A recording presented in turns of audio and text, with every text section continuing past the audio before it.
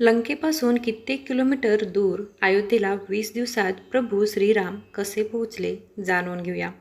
असे म्हटले जाते की लंकेत रावणाचा वध केल्यानंतर भगवान राम आणि त्यांचे कुटुंब पुष्पक विमानामार्गे अयोध्येला आले. त्यावेळी रावणाचा भाऊ विभीषण यांनी राम कुटुंबाला पुष्पकाद्वारे अयोध्येला पाठवले होते. त्यावेळी ते लंकेहून अयोध्येला इतक्या लवकर पोहोचले होते. रामायणाबद्दल अनेक कथा आहेत, ज्याबद्दल फार कमी लोकांना माहिती आहे. अशी कथा आहे जी फार कमी लोकांना माहिती आहे.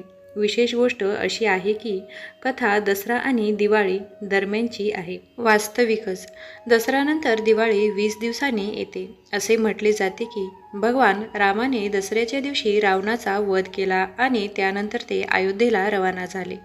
त्यांना लंकेहून अयोध्येला जाण्यासाठी सुमारे 18 दिवस लागले आणि जेव्हा ते अयोध्येला पोहोचले तेव्हा त्या दिवशी दिवाळी साजरी करण्यात आली.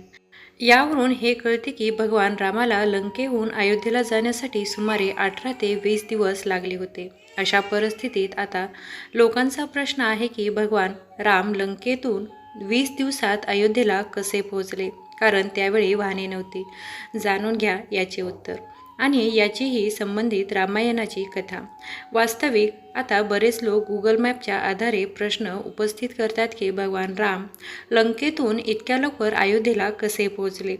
लंका आणि अयोध्येचे अंतर गुगल मॅपद्वारे 3150 किलोमीटर दाखवले आहे आणि चालण्याचे अंतर देखील 20 दिवस येते. अशा परिस्थितीत लोक म्हणतात की भगवान राम सतत 20 दिवस कोणत्याही विश्रांतीशिवाय चालत होते, कारण त्यांनाही तिथून अयोध्या गाठण्यासाठी 20 दिवस लागले. रामायणातील कथानुसार भगवान राम लंकेहून पायी अयोध्येला आले नव्हते. असे म्हटले जाते की लंकेत रावणाचा वध केल्यानंतर भगवान राम आणि त्यांचे कुटुंब पुष्पक विमानामार्गे अयोध्येला आले. त्यावेळी रावणाचा भाऊ विभीषण यांनी राम कुटुंबाला पुष्पकाद्वारे अयोध्येला पाठवले होते. त्यामुळे ते लंकेहून अयोध्येला इतक्या लवकर पोहोचले. पुष्पक विमान कोणाकडे होते? असे म्हटले जाते की हे विमान ब्रह्माजींनी कुबेराला भेट दिली होते, पण रावणाने कुबेराकडून ते पुष्पक विमान हिसकावले होते. वाल्मिकी रामायणानुसार रावणाने सीतेचे अपहरण करून तिला या रावणातून आणले होते आणि अखेरीस रावणाचा वध झाल्यानंतर भगवान राम, लक्ष्मण आणि सीता पुष्पक विमानाने अयोध्येला परतले. असे म्हटले जाते की या विमानाचे वैशिष्ट्य असे होते की यात कितीही प्रवासी चढू शकत असले तरी एक खुर्ची नेहमीच रिकामी राहत होती. पुष्पक विमान प्रवाशांची संख्या आणि हवेच्या घनतेनुसार त्यांचा आकार वाढू आणि कमी करू शकत होती.